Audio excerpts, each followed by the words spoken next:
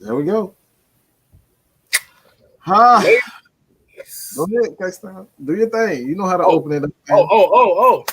Hey, ladies and gentlemen, boys and girls, Atlanta Falcon Nation family, what it do, man? We got the Friday night madness. Hey, it's your boy Just K Styles. Stage right. We got Mr.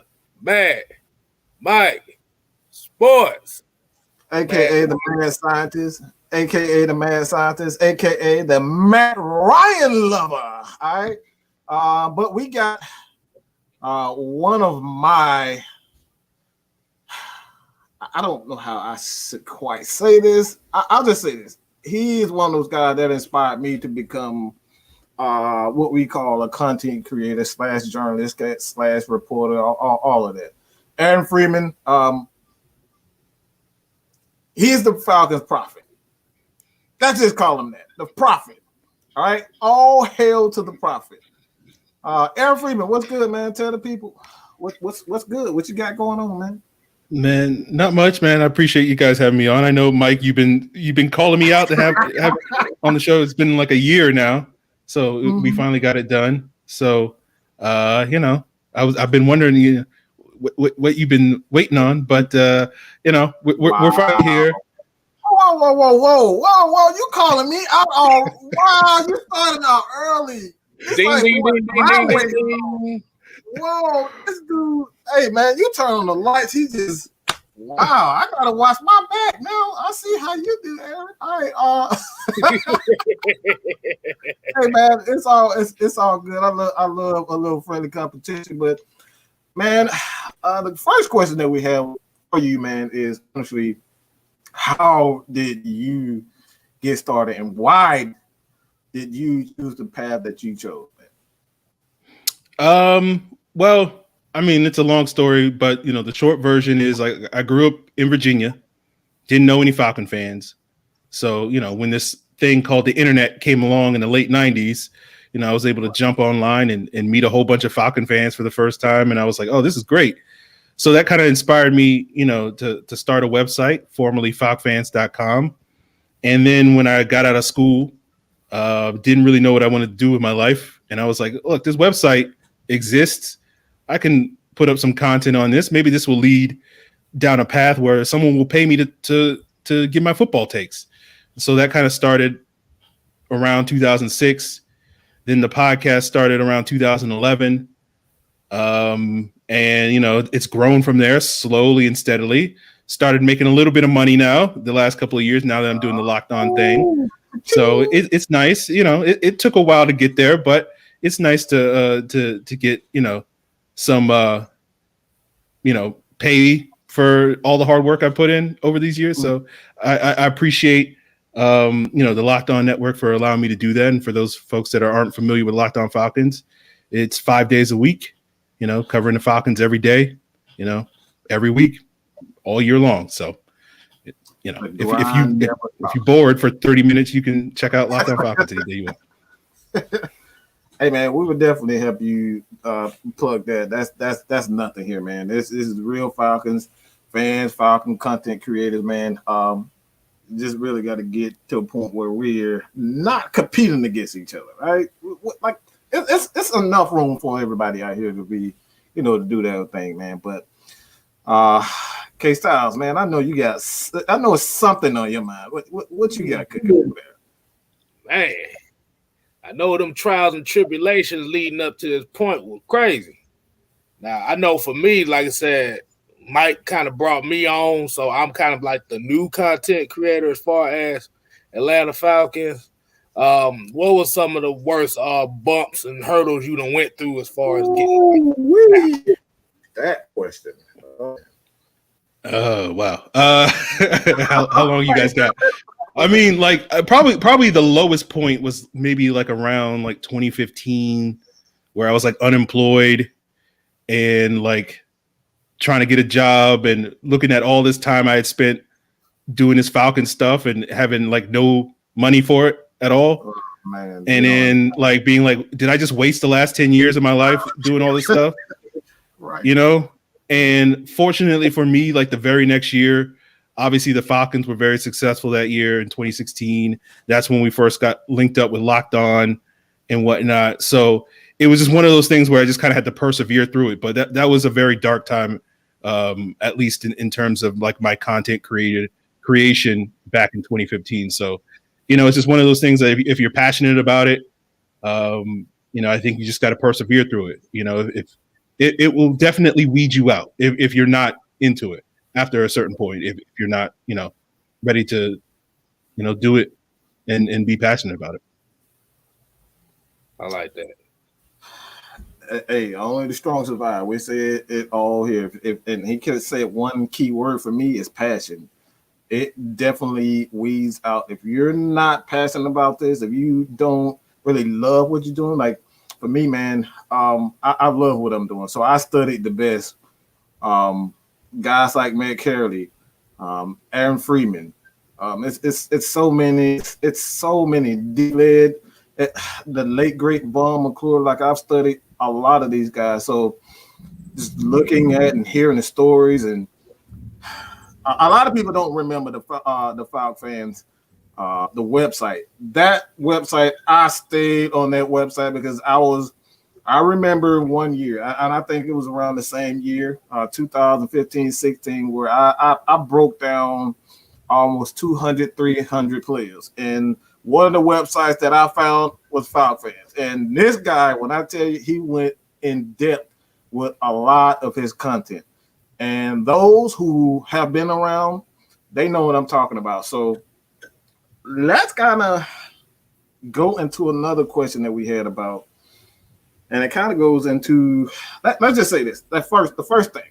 What are your thoughts on Arthur Smith? Like, I know a lot of people they're looking at Arthur Smith almost like Dan Quinn. Like, where did this guy come from?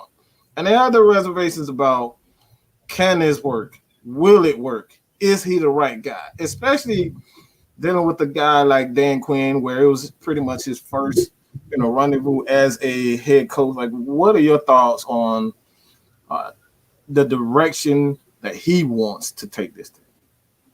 I mean, for me, it's one of those things where, like, this is a very interesting time for the Falcons because this is the first time in a very long time that the Falcons hired an offensive-minded coach, right? The last time they did that was Bobby Petrino, which we don't count, right? We just skipped that one, right? Doesn't count.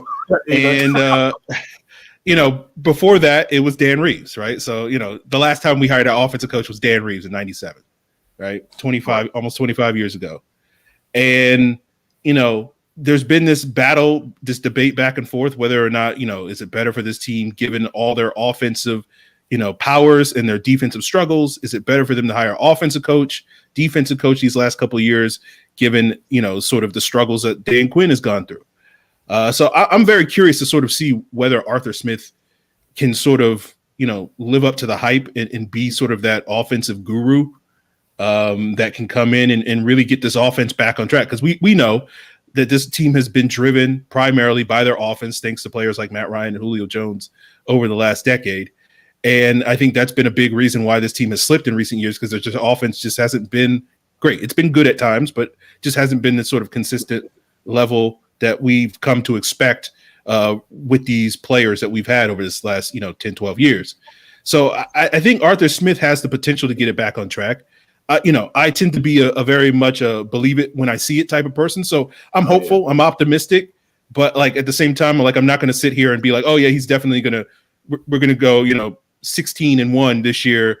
And, we're going to be in the Super Bowl or whatever. Like I'm very excited to see what he does, but I'm not going to necessarily go too far on the limb before we actually see some, actual football being played later this summer. Well, that's an interesting way that you said it. Like you said, offensive-minded head coach since Dan Reeves, and we was a balanced team. And the last two head coaches that were defensively, we was a pass-happy team. Yeah, that sounds kind of oxymoronic a little bit, don't you think? Yeah, I mean, he was known for having that running game in Tennessee. He joked about it before a couple of weeks ago. Like, people gave him a lot of credit for being a great play caller when all he did was just hand the ball off to Derrick Henry and let Derrick Henry do his thing. So, he's not going to have that scenario probably in all likelihood here in Atlanta, at least not immediately. So I think Atlanta's going to be a challenge for him, but obviously it's not going to be like this huge challenge because he's got Matt Ryan, he's got Julio Jones, he's got Calvin Ridley, he's got Hayden Hurst, he's got some talented offensive linemen. He's added Mike Davis. There's some other places that the Falcons could wind up adding, in a couple of weeks in the draft to sort of help supplement that. So, it's not as if like he's, it's barren or anything like that. So he's got some weapons that he can work with and he can be very productive with. But I don't know if we're going to see, exactly what we saw in Tennessee with him just basically, I'm just going to feed Derrick Henry and let him carry us. Because I don't think we're going to have, I like Mike Davis, but I don't think he's Derrick Henry. Right. Ain't nobody Thanos out there. That's Thanos right there, man. Thanos with dreadlocks. That's what I call him. It's kind of interesting that you brought that up, and me being one of the guys that really watches a lot of film. What are the things for you personally when you look at Arthur Smith, his scheme, going back to Tennessee and watching how they use their weapons? Like, what jumps out to you as far as his scheme, what he likes to do that you are most excited about? Well, I mean, in the run game, it's the outside zone scheme, right? And that's where the Falcons' offensive line was built towards, with Jake Matthews and having all these athletes. You got Matt Hennessy, you got Chris Lindstrom, you got Caleb McGarry. We'll see what happens with the left guard position. But Matt Gono, we've seen him get plugged in there and do decent work there at times. So you have this offensive line that Dan Quinn, say what you will about Dan Quinn and his, roster building. But, he built an offensive line to run that outside, that wide zone scheme that, Kyle Shanahan and others have made famous. And that's what Arthur Smith did in Tennessee.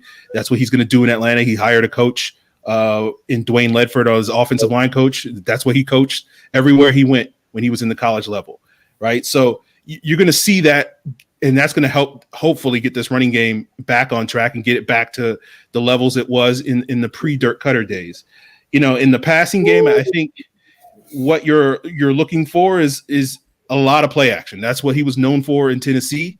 That's not something that Dirk Cutter was particularly known for. He did dial it up more last season than he's probably ever done outside of a couple of years with Jameis Winston in Tampa Bay. But certainly compared to his previous times in Atlanta, where he just kind of was like, I'm not going to ask Matt Ryan to run a lot of play action. And last year you saw him do it more. And I think it was effective at times. And that's why, you saw the offense be a little bit more explosive. But I think, Arthur Smith, at least based off of what he did in Tennessee, he's going to turn that up to 11. So I think you like what the blueprint is, and how Tennessee used A.J. Brown is a lot like how the Falcons prior to Dirk Cutter used Julio Jones and Sark's offense and Kyle Shanahan's offense. And we saw, Julio Jones, despite the injury, played at a really high level last year when he was healthy. I think there's every reason to think that you will see him continue to play at a high level, maybe not at sort of where he was peak a couple of years ago, where, getting, what was it, like 1,800 yards receiving or something ridiculous. Right. But, he doesn't need to do that anymore because you got an emerging player like Calvin Ridley. So I feel like all the things are there for the Falcons to have a potent offense. It's just, we just got to see it. We've been saying that for 3 years now. All the components are there for the Falcons off. We just haven't consistently seen it. So I think there's every reason for people to be optimistic that we can finally live up to those expectations. But, time will tell. Okay, so with Arthur Smith, and like you said, that mentality of bringing kind of like that play action run game to Atlanta, do you think that his mindset as being a former offensive lineman can bring a different mentality as far as how this team is going to operate as far as being on the field? I hope so. I really do. I guess the thing that popped in my head when you said that was remember last year, or I know you don't want to remember this, but the Saints whooped us in that one game, right? Where they got 8 sacks, right? And then, unfortunately, the thing that I've seen too much with the Falcons over the years is their offensive line will get whooped in a game, and then they'll get challenged the next week and they'll play better, right? But it takes them to have to get their butts kicked a couple of times before they get that challenge. And my hope is that with Arthur Smith, you won't need to see them get their butts kicked first. That challenge will be there from the jump. So that's what I'm hoping. But, being a Falcon fan for many years, it's hard for me to get too optimistic about their offensive line, living up to expectations. Let's say this. Like, they just cut all the fluff and look. Were the Falcons too damn soft? What is this too soft? Come on now. Like, come on. Like, let's give it honest, 100% honesty, raw, real, rough, okay? All right? Were the Falcons too damn? Because we've always said here, all right, we are oftentimes uncensored, and you're not going to get a lot of politically correct words here, but like, one of the things that I've always said is I love Ricardo Allen, but I thought Ricardo Allen was just one of those guys which is, look, he's the guy, he's the standard. We want you guys to act like Ricardo Allen because we want this team to look a certain way. And when you bring in a guy like Arthur Smith, you look at the guy, he looks intimidating. He looks like he's crazy as you know what, all right? He looks crazy as. Do you think the mentality for the Atlanta Falcons has to change more so than scheme? Because we know you can bring in this guy to run the ball, you can bring in this guy for a passing game, and you can draft all the best players. But if that mentality is everything. Do you think that's something that the Falcons are trying more? They're really trying to get back to that 98 Dan Reeves type of, we're going to come out, we're going to run the ball down your throat, and we're going to play hard-nosed physical defense. Do you think that's something that we should do? Yeah, I mean, I think that's the goal. I mean, I guess the part, where I wonder is, are we going to see that goal this year, right? It's right. Like, I think we're going to take steps there, but I don't know if we're going to be like at the end, at the destination, you know what I'm saying? So it's like, right. That's the path, that's the goal, that's the journey that we're going on. When we get there, I think it's up in the air, but I think certainly that's the end goal for Arthur Smith to get back to being that physical team.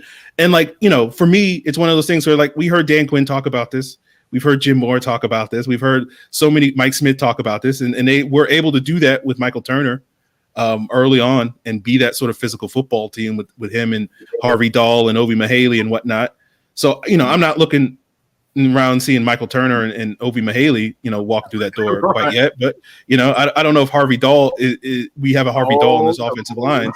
But like, I think that's the goal that the Falcons are going to start building towards. And I think you see them take steps in this draft to start to add those types of pieces up front in the backfield in this draft. It's just going to be a matter of when they do decide to do that. All right. Since he done went to that question, I got a question for you, Mr. Aaron Freeman. Okay. So with this new regime, where do you think that first pick for this draft?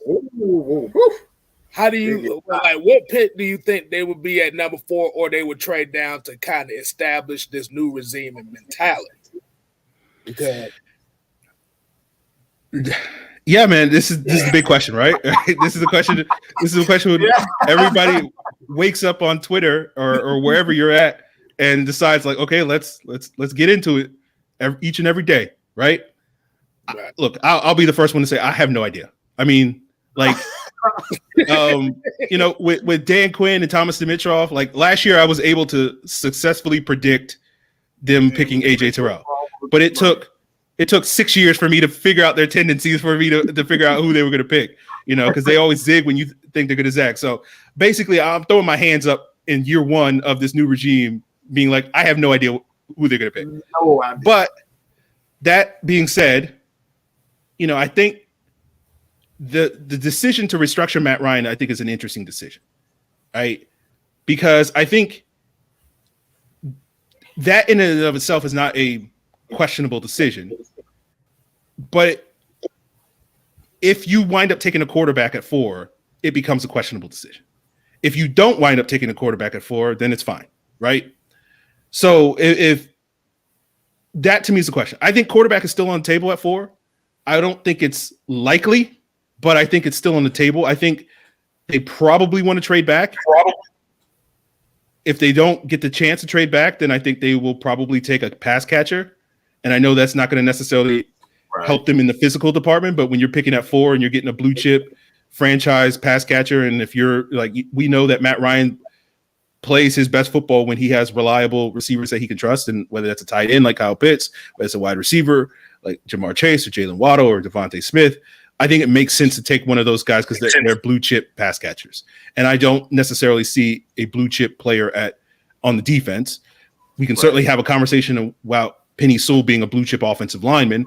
I think the concern with drafting Penny Sewell, or at least my concern with drafting Penny Sewell, because I do really like him as a prospect, I don't know if he helps you where your biggest weakness on the offensive line is, and that's on the interior. And, I think you can draft Penny Sewell and be very confident he's going to be a great tackle. I don't know if you can draft him and be confident he's going to be a great guard. I don't know if you can draft him, put him at tackle, and then move one of your current tackles, whether that's Jake Matthews or Caleb McGarry, and feel confident that they're going to be a good guard. So I feel like if you're drafting Penny Sewell, the possibility, even though you might be getting a franchise 15-year starter at tackle, you might be in the same exact predicament a year from now where you still need a guard, right? So I think if you want to solve the guard problem, take a guard, right? And that means trading back in the first round and getting one of those guards like a Rashawn Slater or Elijah Vera Tucker in the middle of the first round, or in round 2 or 3 or whatever, just get the best guard out there, a Landon Dickerson, a Quentin Myers, I don't know everybody in this draft class, but, I feel like that solves that problem. You don't have to worry about that. So for me, at least, if you're going to go, if you're leaning towards offensive line at the top of this draft to get that sort of physical mentality that we're talking about, I think it's probably in your best interest to trade back, just because I just don't think drafting a tackle that high is worth the pick, right? Not because I don't think Penny Sewell's worth the pick. I just don't think for the Falcons drafting a tackle is really going to help them solve their issues. So I just laid out like 6 different scenarios for what the Falcons can do at the top of the draft. And so just pick one out of a hat and that's what they'll do. I have no idea. We say this all the time. We say it all the time. Like K-Styles has this saying when we're asked what other Falcons are going to do, and what is that, K-Styles? We don't damn know. I have absolutely no clue where these guys are going, and I think this is more of a testament to not only Terry Fontenot, but one of the guys that I've always stated, like a lot of people have not given a lot of credit to. And when you look back at how the Falcons how the organization was run when he stepped back. And this is Rich McKay. And I think Rich McKay is is a vital part of this franchise that a lot of people are not really paying a lot of attention to. And we can kind of go back through the history of what happened when he was, for the most part, calling shots. A guy like Thomas Dimitrov, when he had full control of this team,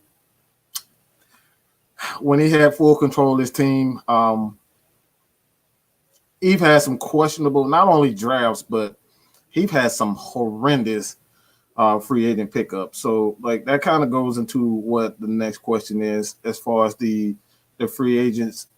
Which guy that you feel as though that is one of those guys? And I think a lot of them, if you look at all the free agents, Mike Davis, Eric Harris, these guys, what's his name? I forget the cornerback's name. I can't say his last name, but Fabian Moreau. Which of those guys do you like any of those guys? Yeah, I mean, I like most of the signings. I mean, the one move I'm not a big fan of is the trade for Lee Smith. Not because I don't like Lee Smith. I just think, why are we trading for? Why are we overpaying for another blocking tight end? I feel like we've been down this road with Levine Toilolo and Luke Stocker. I was like, why are we doing this again? But that being said, I like all the other moves. I was hoping, I was expecting, I wanted to see the Falcons be a little bit more aggressive in free agency this year to sort of fill some of these needs. Obviously, I didn't get that wish, but I think in terms of getting bang for your buck and shopping on a budget, I think they've done a decent job adding some veteran pieces, some guys that can come in and add some character to this locker room and help what I think are going to be a bunch of young guys, particularly on the defensive side of the ball. Where they're just kind of, it seems like the plan right now is that they're just going to basically just collect draft picks this year and next year and just sort of try to rebuild that way. And then hope that, the Julios and the Matt Ryans and the Grady Jarretts of the world can, sort of keep you competitive. That's what it seems like the plan is right now, but who knows? Again, no idea. But like, I like, I think Mike Davis is probably the guy that you're looking at is probably going to have the most impact this year, obviously, because I think, he has a chance to be their RB1. I think they're going to be in a committee system. I don't think there's going to be a true feature guy. I know a lot of people want to see them use one of their top picks on a running back. I wouldn't be opposed to that idea, but like, I don't see that happening. But again, don't know what I'm talking about, just guessing. But like, yeah, I mean, I think Davis is probably the most interesting piece just because I think he has an opportunity to have the most impact and give them that sort of physical running style that they have. But, Gurley gave that to them in the first half of last season, then kind of ran out of gas after like week 5. The hope is I think you can get what Gurley gave you for the first 5 weeks of the season for, a full 16 weeks of the season. And if you get that, that's a potential 1,000-yard rusher because Gurley was on pace for 1,000 yards through the first like 6-7 games of the season. It was, and basically anytime we got in the red zone, they were just handing the ball off. So at some point, I think he was on pace for like 25 touchdowns or something like that. But, but like, I think Davis has an opportunity to do some good stuff. And I think the other pieces, Mingo, Copeland, Moreau, Eric Harris, I think they're all role players. But I think they can, there's nothing wrong with role players. That oftentimes role players get a bad name. And unlike past, general managers, they're not paying multi-million dollars for role players. So, if Brown and Carpenter paying those guys, what, 20, 30, 40 million for those guys? Don't forget Paul Soliai and Tyson Jackson. Wow. Yeah, I forgot about that one. K-Styles love to remind me of that one. I just got that etched out of my brain. You see my face, right? Yeah. It might just brought like 40, 50 million or something like that. Something like that. Something like that, yeah. Mike brought up the Robert Offer contract a couple times. I thought that was the worst. That's one of those. I thought that was absolutely the dumbest contract. Like, why would you pay a guy who not only led the league in penalty yards, and that was his best year? That's his best year as a corner, and you give him almost $40 million when he's one of the worst cornerbacks in the freaking league, if not the worst corner in the league. Now, a lot of people got, a lot of Falcons fans, they get carried away with the interceptions and whatnot, but I also thought that was one of the worst contracts, which kind of goes into another thing, and we want to kind of go back a little bit, but the Matt Ryan restructure. This is something that I will really want to kind of get your idea, your thoughts on about just Matt Ryan, and we'll kind of go into the questions next. Let the fans just have some fun with Mr. Aaron Freeman. But what are your thoughts on what exactly? All right, we're gonna get this clear. All right, it's clear. This is your thoughts on the restructure.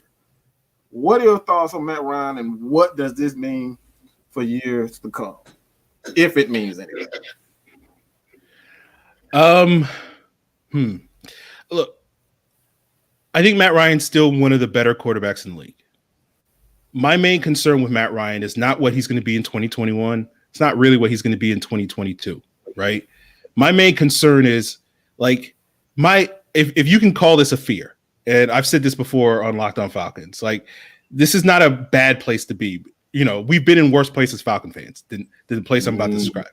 But I think if you're worried about Matt Ryan, you're not worried about the Falcons being bad with Matt Ryan, right? What you're worried about is the Falcons actually being good with Matt Ryan, but not good enough. That the Falcons are basically what the Saints have been the last couple of years, which is a very good team. They build around Matt Ryan, and then you get to the postseason, as we've seen with the Saints the last 4 years, and you just don't have that good of a quarterback. Drew Brees, great regular season quarterback, very efficient, manages the game as good as anybody else. But in January, you need to have an explosive, dynamic offense. And the dinking and dunking does not work.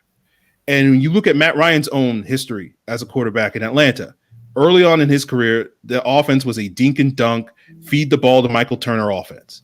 And you got into January, and that just does not work against playoff defenses. Playoff defenses will let you have that easy stuff all day long, but then on third down, 3rd and 7, 3rd and 8, they are going to get off the field. When you get into the red zone, you're going to be settling for field goals and not scoring touchdowns. And then their quarterback, Aaron Rodgers, Russell Wilson, whoever it is going to go down the field and score a touchdown against the Falcons defense, right? That's basically the story of the Falcons in January. Then they go out and add a player like Julio Jones. And in 2012, Julio Jones and that offense was ripping through teams in the postseason because they were able to add an explosive element. That's why the Falcons made a run under Kyle Shanahan, because they were explosive offense, right?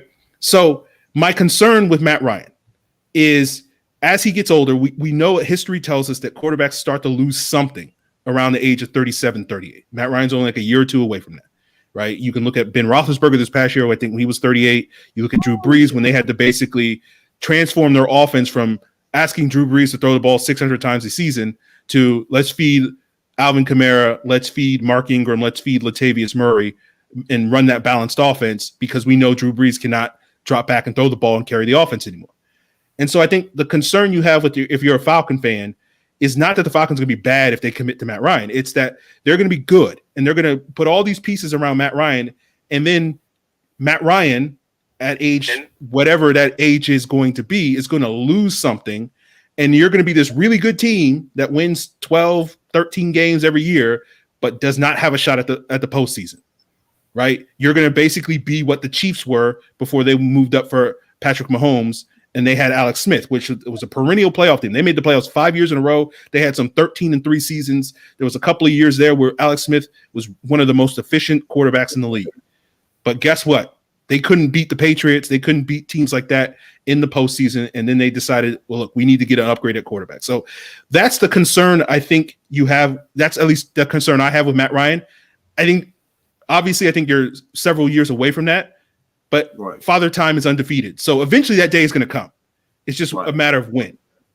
So for me, getting back to your question, all that to say, the Matt Ryan restructure, I think, does a good job of, if you're going to build around Matt Ryan and you're going to basically say he's our guy, then it makes sense for the Falcons to restructure Matt Ryan. As I said earlier, if you wind up drafting a quarterback, which I don't think is likely, but I think is still on the table, restructuring Matt Ryan makes no sense to me, right? Because now you're in a situation where you're either going to have to get rid of Matt Ryan and take a significant cap penalty next year or the year after, or you're going to wind up using a top 5 pick on a quarterback that you're not going to be able to use because Matt Ryan's going to be balling and doing whatever he's going to do. So I would sit here and say, because of that, I think the Falcons should pass on a quarterback, be ready to go and put pieces around Matt Ryan for the foreseeable future, see what they can do over the next 2-3 years with Matt Ryan at the helm, figure it out from that point on. Does that answer your question? Oh, absolutely. K-Styles, you got the thing, because I can keep going. The only thing I can say is with what he just said right there was very profound, and it probably have made him Atlanta Falcon fan enemy number one because of that statement. He's used to it. He's used to that. Yeah, and I did want to make this comment. And then, like I said, I seen like with what you just, with your take on what you just said, there's a lot of these Falcon fans out here that said that they were willing to give up on the team if they don't draft a quarterback with the 4th overall pick. I'm here to tell y'all, if you do that, and Aaron, I do this all the time. If y'all decide if y'all want to give up on the team, give us your merchandise and your season ticket. We can auction them off to the chat right here on that merchandise. Look, my favorite thing this time of year is all the fans that are like, if they do this in the draft, I'm done. Like, no, you're not. You're just saying that. Like, no, you're not. Every year they say it. Look, ain't nothing the Falcons gonna do in the draft make you quit on the team if you haven't quit on the team from what they've been on the field, right? You know what I'm saying? Like it's just like, you know, like it doesn't make any sense. I love it when people say stuff like that. I'm like, no, you're not. No, you're not. You're not going anywhere. You might take a break from the Falcons. You might take, our boy Tim Williams. You know, he took a break from the Falcons this year, right? But he's back. They always come back. You know, they always come back. That's an insider. Y'all probably don't know. Oh man. Hey man, like you said, they take a break for them until they start winning. And once they start winning, they peeking their head out like roaches. Look, we all need a break from the Falcons every now and then. We all need a break from them. You know, it's hard emotionally to root for this team for as long as we have, right? I don't have a problem with people taking a break. Yeah, I recommend it for your mental health. If you need to take a month off, 2 months off, 3 months off, but you ain't quitting. If you ain't quitting by now, you ain't quitting because the team drafted somebody at 4 that you didn't want them to. Like, come on, man. You getting mad about a draft pick? Come on, man. You ain't mad about 28-3. You ain't mad about all these fourth quarter collapses. You know, but you mad about a draft pick. Okay, sure. Whatever you say. Oh, see, I knew that was coming out of him. That's why I had to get him out there. I just love when people be saying ridiculous things. Like, really? Okay, sure. Yeah, you're gonna give up on the team because they're gonna take the wrong player at pick number 4. And like that's the funny thing about the draft, man. This is what I get a kick out of this every year. We all sit here and we're all like, we sound like we're all experts. We're like, yeah, I watched this guy and blah blah blah. We have no idea who's gonna be good or not. And we NFL teams. Caleb McGarry. We trade off for Caleb. Who saw that? NFL teams don't know who's good. They don't know. We're all guessing. It's all you just roll a dice. And so, like, to get bent out of shape about who the Falcons, like, we're not going to know for 3 years who the Falcons should have taken. So, like, for people to be like, if they do this, if they, it's like, whatever, man. Like, relax. We're not going to know. No, like, if I had asked you after the 2015 draft, which Falcons draft pick is going to be a 2-time Pro Bowler and be a top 3 player at his position, how many people would have said Grady Jarrett? Right? Where would a Grady Jarrett been ranked on that list of guys that would have been multi-Pro Bowler and top 3 at his position? Most people wouldn't have had him in their top 3 or 4 of the Falcons pick that year, right? Most people wouldn't have been like, oh yeah, if you knew that ahead of time, Grady Jarrett would have been a top 5 pick, a top 10 pick that year. But no one knows, man. It's like people get all bent out of shape about the draft or whatever. It's like, you just don't know. It's all guessing. It's fine. Like, have an opinion or whatever the case may be, but like people acting like, I know what's going to, like, man, come on, man. Get out of here with that nonsense. No one knows what they're talking about. We're all just guessing. That's all it is. We just guess louder than the other person next to us. That's all we're doing. Say it one more time, Kevin. Say it one more time. One more time. Okay. We don't damn know. We have no idea. We're not experts. Like I said, no one could have seen Caleb McGarry like that. 2 things shocked me. I say 3. When the Falcons traded up to get Tack McKinley. 2, when they drafted Calvin Ridley, did not see that. I absolutely hated the pick. And 3, Caleb McGarry. I never saw Caleb McGarry coming. No one in their right mind. I don't give a damn who you are. No one is going to tell me that they saw Caleb McGarry being drafted in the first round. There's no way in hell they would have said that. Yeah. So that's kind of they always zig when you expect them to zag. And so, like, I just tell people, like, don't have any expectations, like, because you don't know what's going to happen. Right. They're always going to throw off your expectations. So, lower them as low as you possibly can get and just be like, look, man. And what's funny is like Matt Ryan was not a popular pick. Like, we got this revisionist history where people act like, oh, like we love Matt Ryan and we've loved Matt Ryan from day. Like, no, Falcon fans for the most part did not like that pick. Like, they hated the pick, right? They were all about Glenn Dorsey. But here's the thing. This is what happened. This is what you ask most Falcon fans, with the exception of a few, right? That still to this day are on the outside looking in. But if you ask most Falcon fans after the draft, I'm like, hey, I'm not a huge fan of the pick, but he's a Falcon. I'm going to root for him. And I just say, like, if we all know that's where you're going to wind up, what's the point of you dying on a hill for 2 months before the draft over a prospect that if the Falcons don't pick him, like you don't care, you know? Like, it's just like whoever they wind up picking is going to be the guy that you root for. So just wait until they pick a guy and then root for that guy. You don't have to, feel compelled to wake up every day and be like, look, like I'm the Kyle Pitts guy. Not because like I really want the Falcons to draft Kyle Pitts. When people were like dismissing the idea of drafting Kyle Pitts like a month ago, I was like, hey, it kind of makes sense. Like it makes a little bit more sense once you start thinking about it. And so people are like, oh, you want the team to draft Kyle Pitts? Like, I don't really care who they draft, right? I know they're going to get a good player, or I'm hoping they get a good player. But at the end of the day, like, I don't really care. Like, whoever they get, I'll be fine with, So like, for me, it's one of those things where it's like, I just watch year after year of people being like, well, we should draft this guy, and they draft this guy. I'm done. I'm like, whatever, man. I just go, whatever, sure. It really struck a nerve. He really struck a nerve. Obviously, you guys know, as you can tell, like this is stuff I've been thinking about for a long time, and I just I can't say it every day on Locked On Falcons because I gotta stay on topic. But I appreciate you for giving me the format in the forum to be able to vent a little bit.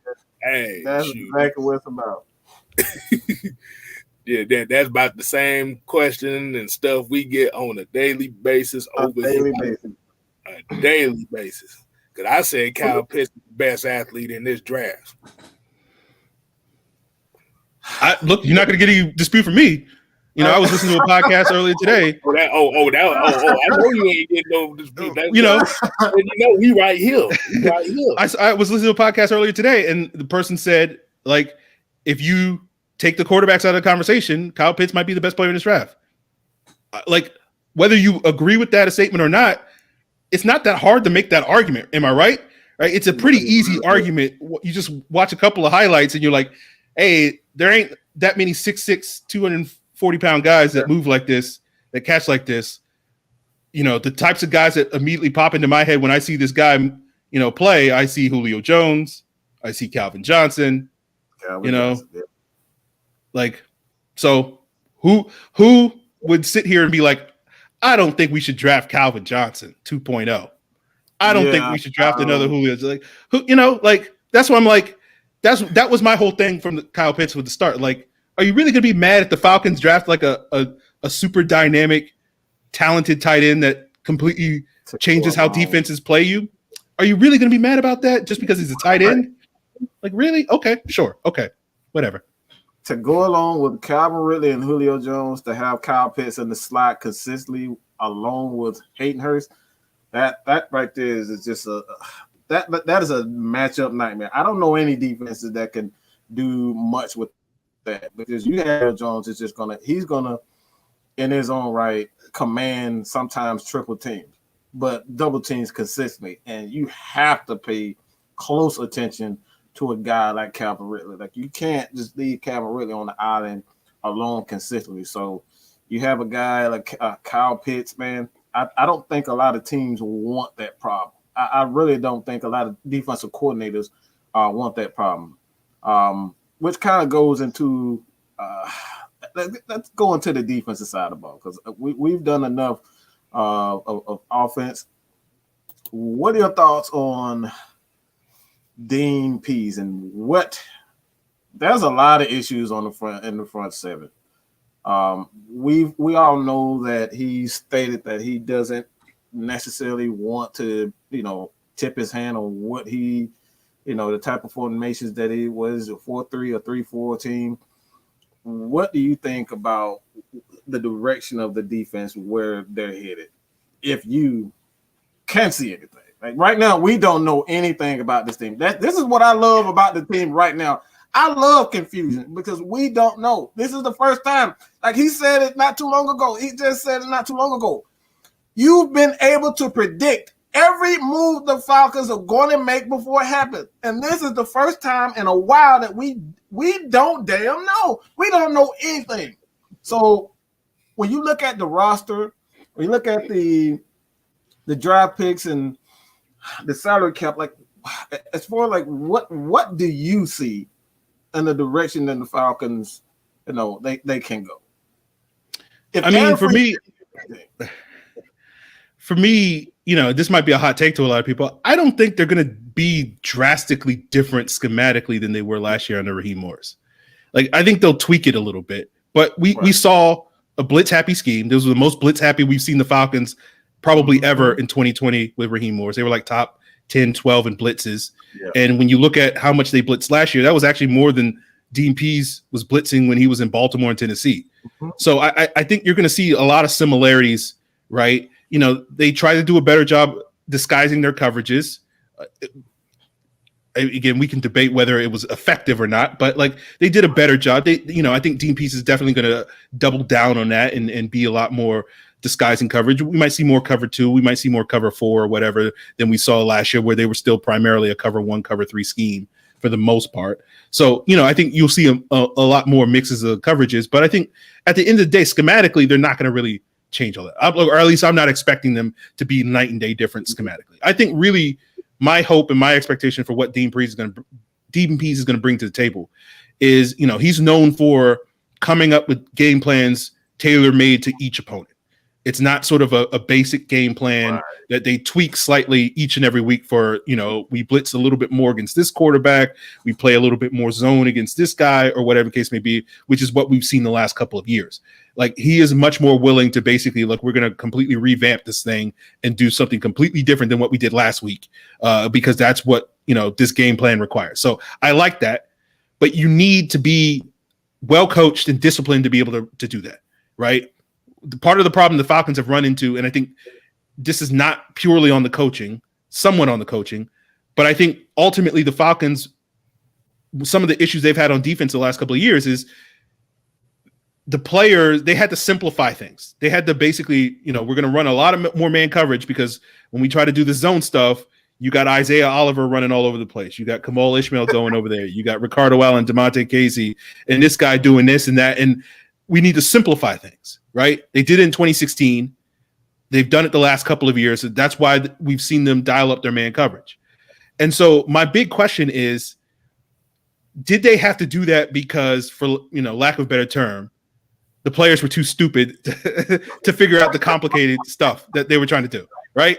And I hate being that harsh when I say it, but like that's my biggest question mark. So like Dean Pease can do all the things that he wants to do, but if the players can't figure it out, and my concern right now for the defense is, particularly in the secondary, it looks like they're going to have to devote a lot of draft picks to building up that secondary. Right. You got AJ Terrell. You pick up Fabian Moreau, right? Eric Harris. I don't know how attached they're going to be to Isaiah Oliver and Kendall Sheffield and Jalen Hawkins and all these guys, right? So I think they're going to, it wouldn't shock me if we saw like 2, 3, 4 of their first several picks go into the secondary. So, if you're going to have a bunch of rookies out there, can you run all this complex stuff that Dean Pease wants to run? I don't know. So, I'm eager to see how it all comes together, if it all comes together, because, before we've kind of known what the defense was going to be, because like Dan Quinn had his style, and, Raheem Morris would come in, Jeff Ulbrich come in and tweak it a little bit, and maybe it was better, maybe it was worse, or whatever the case may be, but you knew basics of what they want to do. They were going to play cover 3 on early downs. Third down, they're going to play cover 1 man defense. They're going to man up teams. They were successful doing that when they had better secondary play early in Dan Quinn's career. Not so much the last couple of years. I think that was a contributing factor why the defense didn't show the growth that we were expecting it to. But, I think Dean Pease, is he going to play that style? I don't know. So it's fascinating. Like, there's so many questions, right? And like it goes to what you're talking about, where like we can sit here and talk about all these different things of what could happen and what should happen. From my perspective, because we don't know what's going to happen, I think people should be a lot more open-minded about the possibilities and discussing and having these conversations and being like, look, I don't know, but what do you think? Oh, you think that? Oh, that's interesting. I didn't have thought of that before. I may not agree with you, but like at the same time, I'm like, we don't know. Like, we're all just throwing darts at a board trying to figure this thing out. So I think this is going to be an interesting time. The bottom line is, I think the team is going to have to rely heavily on their coaching, because I don't think we're going to see a team that's going to go out there and out talent teams like we expected from this team the last couple of years. So I think they have the coaches to do it, but we'll just have to see. Well, they were damn near at the bottom of the league last year because you ain't got nowhere to go but up. But almost every category. but do you think that came more so for players kind of playing out of their natural positions, or do you or like you said, or you just think they just couldn't pick it up? Let's go with all the above. I think I think like last year, and this was something I was talking about last year during the offseason when, a lot of the talk was, Raheem's going to fix it and whatnot. And I was like looking at the end of the 2019 season and seeing like, look, man, they played really well against bad quarterbacks and then not so well against good to competent quarterbacks. Like Jameis Winston had no problem picking apart that Falcons defense in those two Tampa Bay games at the end of the 2019 season, right? Now we know Jameis Winston is an MVP whenever he plays the Falcons, which is ridiculous. But like, like it was one of those things where I looked at the schedule last year and I was seeing Russell Wilson and Dak Prescott and Patrick Mahomes and Aaron Rodgers and Breeze and Brady and all these guys. And I'm like, look, if they can't get pressure on these quarterbacks, they're not going to be able to stop these guys. Right, because with this young secondary, they're not going to have the players on the back end. Plus, all the receivers they were facing, man, they were facing like literally every top receiver. Like the only two receivers that they didn't face last year that was like a top 10 receiver was Calvin Ridley and Julio Jones. Like everybody else that was on their schedule. So I think the good thing that they have this year is they're not going to face that level of quarterback play. So I think we could see more like what we saw at the end of 2019, where Kyle out when they were feasting on some bad quarterbacks. Like you're not likely, we'll see what happens with Deshaun Watson, and we'll see what happens with some of these quarterbacks as we get closer to draft. But for the most part, outside of Tom Brady, outside of Josh Allen, I guess you can throw Dak in there. You're not facing a who's who of elite quarterbacks this year. So I feel like there's potential for this defense to outperform expectations, just because like they don't need to be great to be able to slow down Daniel Jones. They don't need to be great to slow down, who else are we?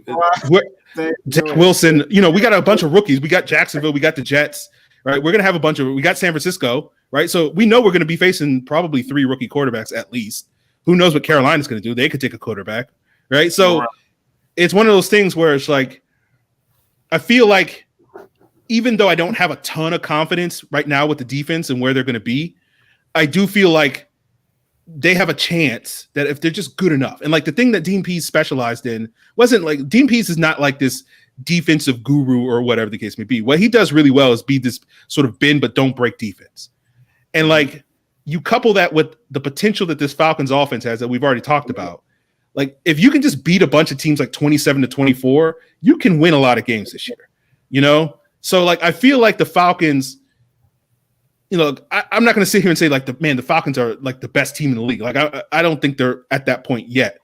But I feel like they could surprise some people if they can just be this sort of disciplined team, that can be, not shoot themselves in the foot, score in the red zone, get stops in the red zone, do all those sorts of things, and, flip it where they can start winning some of these close games that they were losing last year, So, while you're not going to get me to say like, man, this Falcon team is, they're on the path to the Super Bowl, and you're not going to get me to say anything like that. But like, I think they can surprise some people. So I have optimism at this point in time. This is the time in the year where you're allowed to have optimism.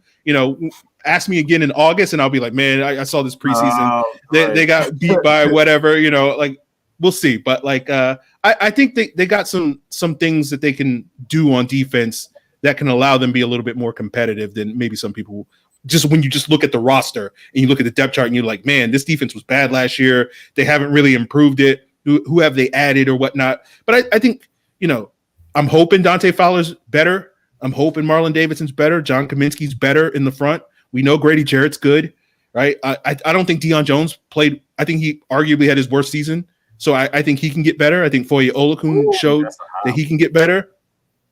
You know, AJ Terrell can get better. So I feel like the arrow is pointing up for the Falcons defense, but like, I don't know, you know, I'm not going to sit here and be like, yeah, they're a great defense or anything. I just think like they don't have to be great. That's the point I'm trying to make. All I have to say is like, I don't think they have to be great. They just have to be good enough.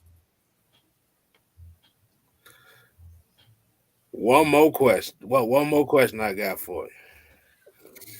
Do you think this team will succeed if Younghoe Koo leads the league in scoring again? Wow. Well, I mean, like you got two types of kickers, right, that lead the league in scoring, right? You got the one who's just kicking nothing but field goals because his team can't score in the red zone, right? And then you got the guy that's on the Rams under Sean McVay or whatever, because they're just scoring 40 points a game, and he's just kicking extra points every single week. You know, he's kicking like 8 extra points or whatever the case may be. So part of me is like, no, but the other part of me is like, maybe, maybe. We see Matt Bryant lead the league in scoring a couple of those years when the Falcons offense was clicking at the most. So I'm like, that type of season, if we're scoring 40 burgers every week, like, yeah, let Younghoe Koo lead the league in scoring that year. But like, if we're just, kicking field goals every single week and, doing whatever we were doing last year, then no, I don't want to see that happen again. Yeah, because I know the Atlanta Falcons kickers have actually been like top 3 in scoring in fantasy football for like the last 3 or 4 years now. We don't need that no more. Yeah, we don't need that anymore, man. That's we're going about an hour. I get one more question for you. And it's kind of outside the Atlanta Falcons and the news concerning the quarterbacks in the draft. What are your thoughts on each quarterback? We're talking Trevor Lawrence, Zach Wilson, Justin Fields. Those are pretty much the big 3 that most people are, that they're talking about. Like, what are your thoughts? We're going to say each, if you had to rank each guy, who would you rank and how would you rank those guys? Well, I'll be honest with you, Mike. I've been procrastinating on watching the quarterbacks, right? Like I've been like, do I have to watch them this weekend? You have to watch them. You just said everything right there. You don't have to keep going. Right there. I mean, like I could rank them, but I'll be honest with you. Once I actually sit down and watch these guys, because I do plan on doing it. I've just been procrastinating. Right. It might change. So I think Trevor Lawrence is clearly one. Who's 2? I have no idea, man. I have no idea. Because like I think each one has strengths that you like. Right. Each one has weaknesses that you like. And it just depends on what you like. Right. And it just one day I'll be like, look, I seen the things that Zach Wilson is doing, just throwing off platform. It's reminding me a lot of what Aaron Rodgers does, and I like that on that day. But then I look at like Trey Lance and look at the arm strength and the mobility and seeing like, look, if you want a guy that on 3rd and 11 that can run for a first down, Trey Lance is that guy, and also he can throw for a first down. And then Justin Fields has like the same thing, like to me, he's the player that Justin Fields reminds me of is Cam Newton, but like he's way more accurate than Cam Newton is.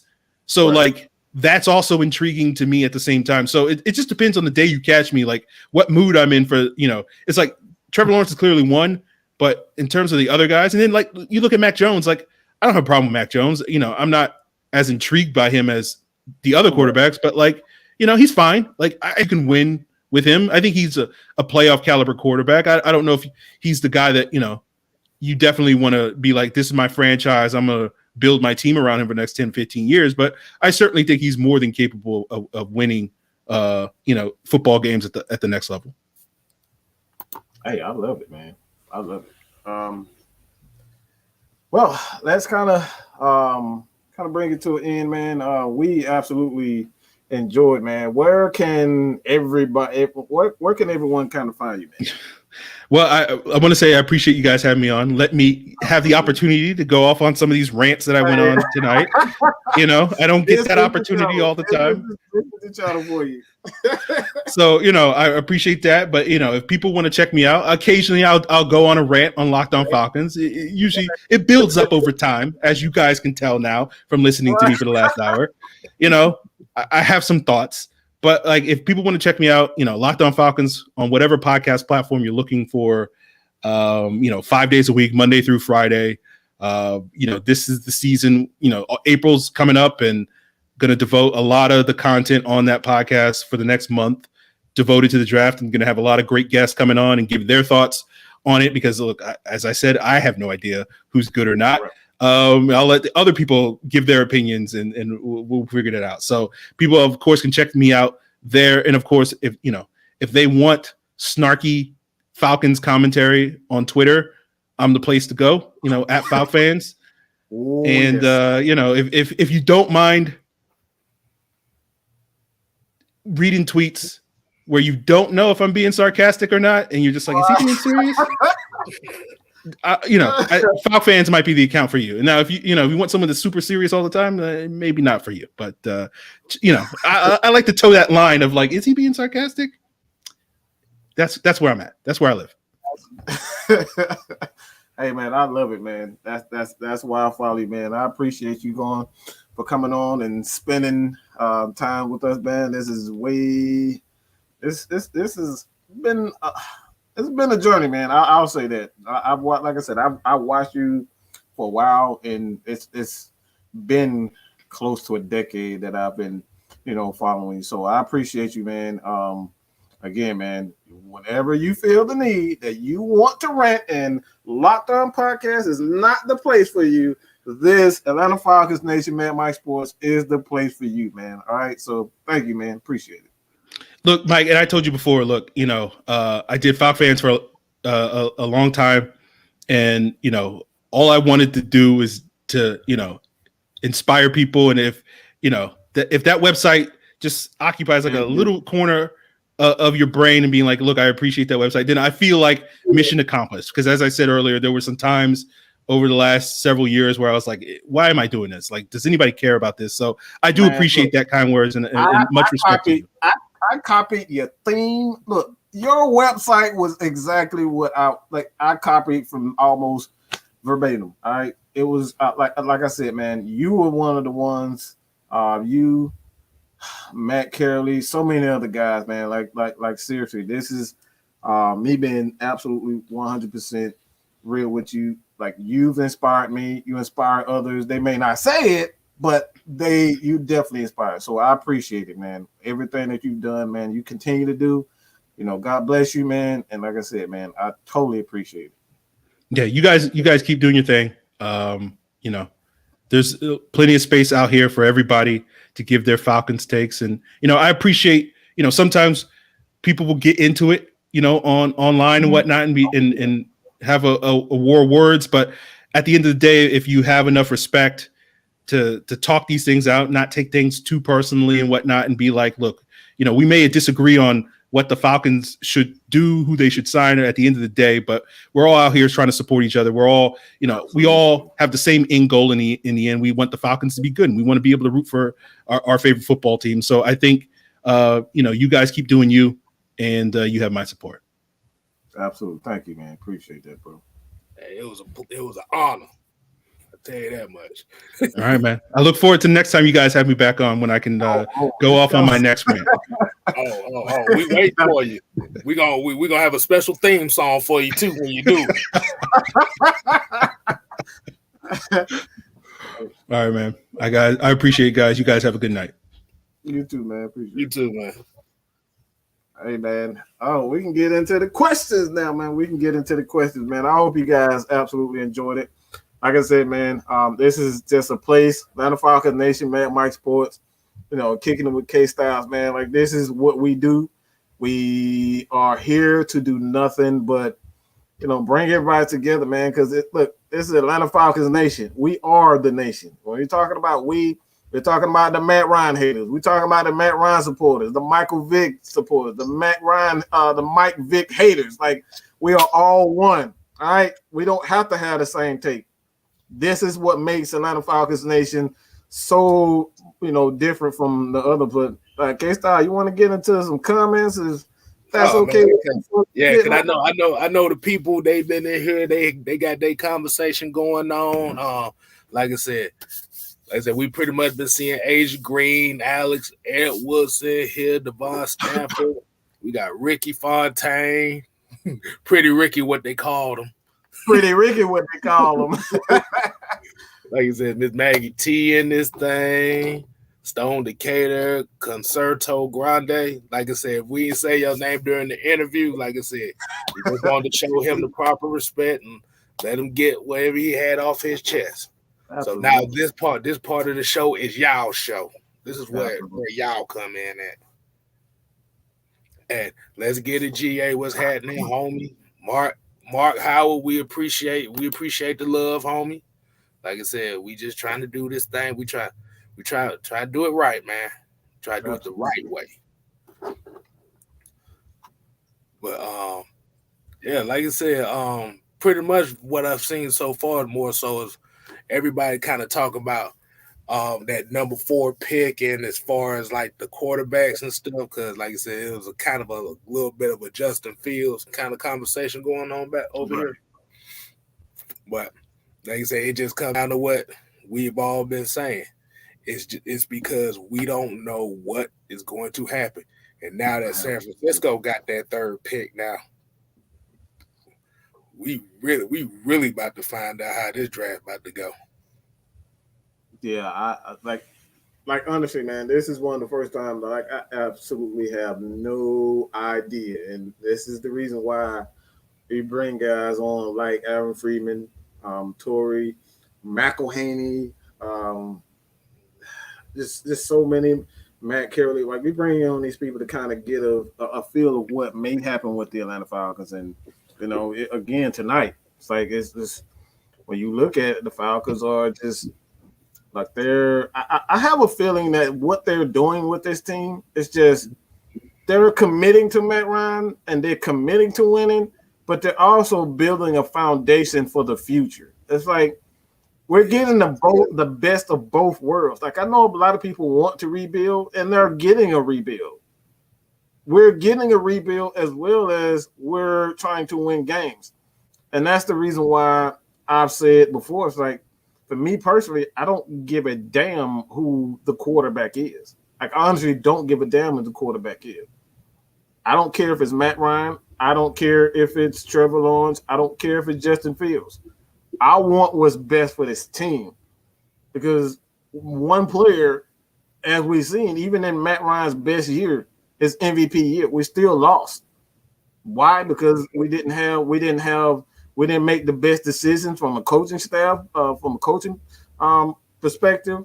The defense couldn't get any stops in the second half. Like, them dudes went they scored like 30-something points. They scored 27 unanswered points in the second half of the game. It was 28-3 in the third quarter. 28-3 in the third quarter, and they could not stop. They couldn't stop. So I don't give a damn who the quarterback is. Like, we're talking about an MVP, future Hall of Famer, and a Hall of Fame receiver on one team, and that couldn't get us over the hump. So you got that, man. It's like, look, we need to build this team the right way, because obviously having great players is just not enough. Got to have a great team, and you got to have a good front office. You got to have a good coaching staff. So, man. Okay, yeah, I see a couple comments here that I gotta chime in on a little bit here. Here you go, Ricky Fontaine, Pretty Ricky, what they called him. Pretty Ricky, what they call him. Said what? He basically asked them if they stayed at 4. He said, "What are your thoughts if the Falcons stayed at 4 and traded back to get another first round, sitting somewhere between 10 and 20, knowing it's not the smartest financially, but it could be possible?" Like I said, and Aaron said it best. The draft is unpredictable. Lord have mercy, it is unpredictable. Like I said, Mitchell Trubisky got drafted ahead of Patrick Mahomes and Deshaun Watson. That Yeah. was just 4 years ago. Yeah. Think about that. Baker Mayfield went number 1 overall 3 years ago. Mm-hmm. Like that. And when you got guys like Mel Kiper Jr., who is overhyping a lot of these players, it doesn't really help them, it hurts them. So that's the beauty of the draft. The beauty of the draft is we don't know. Like I said, and we have a regime with Fontenot, Arthur Smith. They're not giving you a game plan. They're not. Right. They're not giving you what they're trying to do. They're basically throwing every scenario out there. So okay, pick which one you want to roll with, and that's a good one there. Like I said, that's kind of where we have to be at a mindset. We have to be ready for anything. Anything, right? And that's Because if you're stuck on one idea and then you penalize the team because it didn't match with your idea. See, now you're being unrealistic. So we like I said, we right here, like I said, we will support Matt Ryan as a quarterback here. If they draft the quarterback with 4, okay, whatever. That's the decision they want to go to. Now, if they went to the number 4 overall pick and they ended up drafting a punter or something, then we really don't. Oh, we don't need that. We don't need that. No. You really gonna get a rant in here. You talking about? Oh man, you talking about crazy like that? Okay, hold on. Tony Wright got a question here for me. I'm gonna let you answer it too. He said, Ryan Kerrigan is available, 10.5 sacks or more this year. He's the third DN in Washington's rotation. He had 5.5 sacks in 2020. Should we go after him? I don't. It sounds good, but he's gonna cost you. Right. He's gonna cost you because he has those sack numbers. He's an impact player, so I don't think we should sign him. Like I said, you can get that in the draft. You can get that. You can get that in the draft. That's right now. This is where, like Mike said, building that foundation through this draft is key number 1 now. Mm-hmm. What do you think about that, Mike? One thing that I've noticed throughout the years is that we've seen more teams often overpaid veteran guys when they could have got the exact same thing in the draft. You got guys like, let's just look at Dante Fowler, for example. Like, we could have got that bullshit in the draft. Like, we didn't have to pay him fucking 40 up, almost 40 million for that shit. Like, we could have got that bullshit in the damn draft. Like, we didn't have to do that. When he got one sack or something like that, I forget the sack total, but like, we could have got that shit. Dante Fowler. He got what, 1 sack, 2 sacks or something like that? I think it was like 2. I think it was like 2 sacks. 2.5 sacks or something like that. Let me clarify this. You keep going, Mike. I'm gonna go ahead and clarify it. We could have got that bullshit in the damn draft. Like, we didn't have to pay $30 million for that shit. Like come on, let's be real. Shit, you could have went to Home Depot and got somebody off the side of the road to get 2 sacks. Yeah, you could have. George Smith at the age 40, 50 years old, he could do that bullshit at his age. Like, we don't need to pay $30 million for that. So get Michael Strahan ass off a good morning. Right, we don't need to overpay for that. So it's like, yeah, these names are great and these guys would be exciting, but like, yeah, he got 3 sacks. I'm seeing people saying he got 3 sacks. But yeah, we'll get the numbers. But we don't need to pay, $5-10 million for a guy like Ryan Kerrigan because of his resume. Like a lot of these guys are being paid because of their resume, not necessarily what they're doing on the field. They are like impact players. So for me personally, we have impact player. We have an 8 impact player on the defensive line already in Grady Jarrett. Go ahead.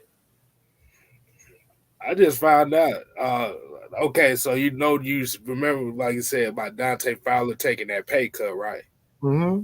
I didn't know they voided his final year. Yeah, they voided the final year. Yep. Wow. So he pretty much agreed to take a pay cut so he can become a free agent when it all comes down to it. Like you either, we give you something, 3 sacks. Wow.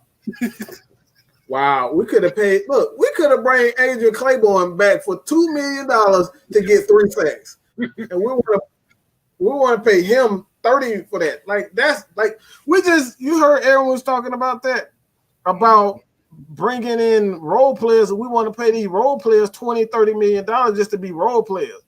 Talking about Jamon Brown and James Carpenter, we paid those guys over about $30 million to play a role. We got it. That's what the money. Everybody talking about Matt Ryan's contract, Julio contract, Devontae Freeman. The reason why we suck the way we suck is because we gave way too much money to role players like Derek Shelby. This dude got like $15 million to do nothing. That's it. His name was just on the damn roster. That's it. His name was on the damn depth chart. The dude did nothing. Guys like what was the other defensive tackle that we brought in? Good God, did absolutely nothing. Like we just wasted so many assets with this team. We just paying so much money for these guys, and these guys do absolutely nothing. So Ryan Kerrigan, yeah, he got an impressive resume. But like 5.5 sacks, I think you can get that from.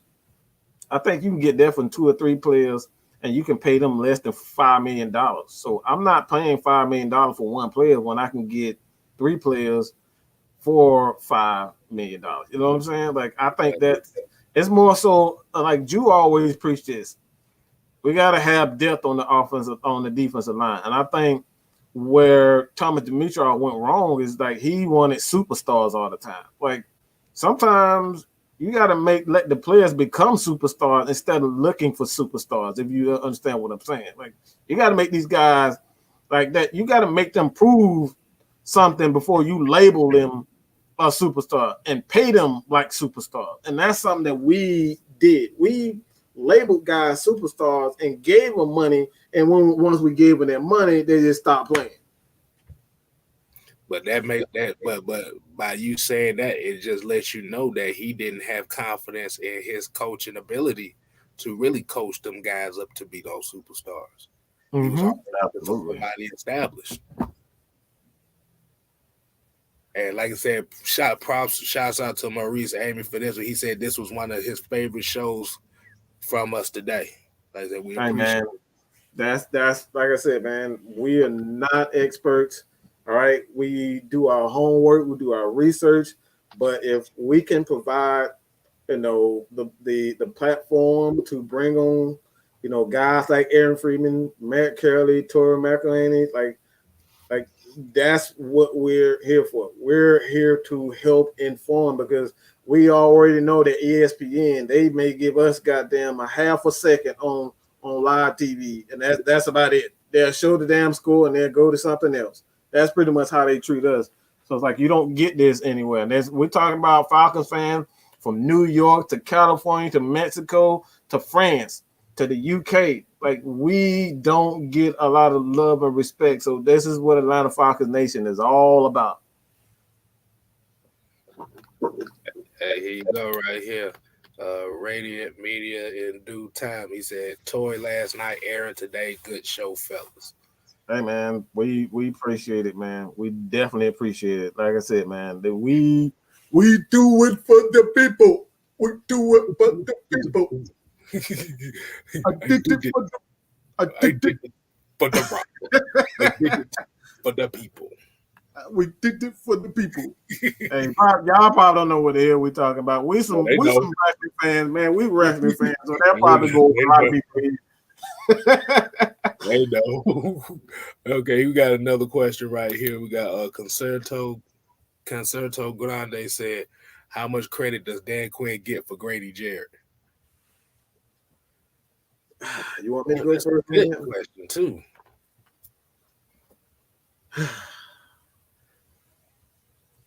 I'll say this.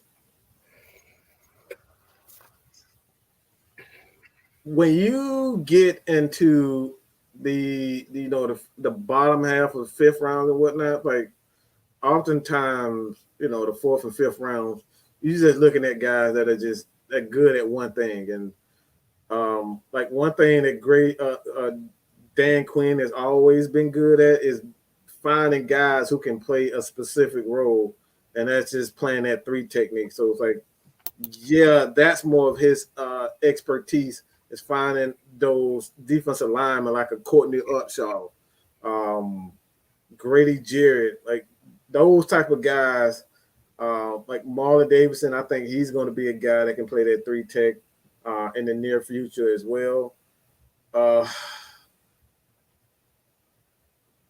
We've never had issues generating pressure from the inside. Like even when when he first got here, like one of the things that he did well as a coach is would generate pressure from the inside. He's always been able to do that as a defensive coordinator. You go back to the Seattle days with Michael Bennett. So it's like, I'm not going to say that he didn't, contribute to that part, but like Grady Jarrett was a freak of nature. It's like you go back and look at his scouting report. They actually had him as a second round talent. They had him ranked as a second round talent, but being that he was he was only 6 feet and he was at the time about 280, 290, he didn't fit the bill for a guy that could, at the time, even Aaron Donald didn't fit the bill as a true defensive tackle. That's why he fell as low as he did, even though he was one of the, the most dominant players even in college. Aaron Donald was a beast in college. And you go back to his days at Clemson. They said it did. It's like Grady Jarrett was like Vic Beasley was getting all the sacks, but Grady was doing all the dirty work at Clemson. He was the one causing the ruckus in the middle of the field. So, like, I don't want to necessarily say that Dan Quinn didn't contribute to that, because he obviously knows what he's doing as far as like defensive tackles, getting pass rush from the defensive tackles. But Grady Jarrett is just a damn beast. That's the son of the hammer, man. So that dude was bound for greatness. And you say Aaron Donald was a beast in college. Don't remind me. Don't remind me. We know. Well, he ate that Georgia Tech triple option up like it was some Lunchables, boy. Oh my goodness. But that's like you said, that's the one thing everybody forget. Aaron Donald's like this big, swole, gargantuan guy, but you got to think he's really undersized. Mm-hmm. He's just powerful as hell. He is. Oh my God. Dude, 6 foot, 276 pounds. That's it. That's it. That's it. Everybody look at him like he's big, but he's short and stout. Like the dude is exactly. Exactly.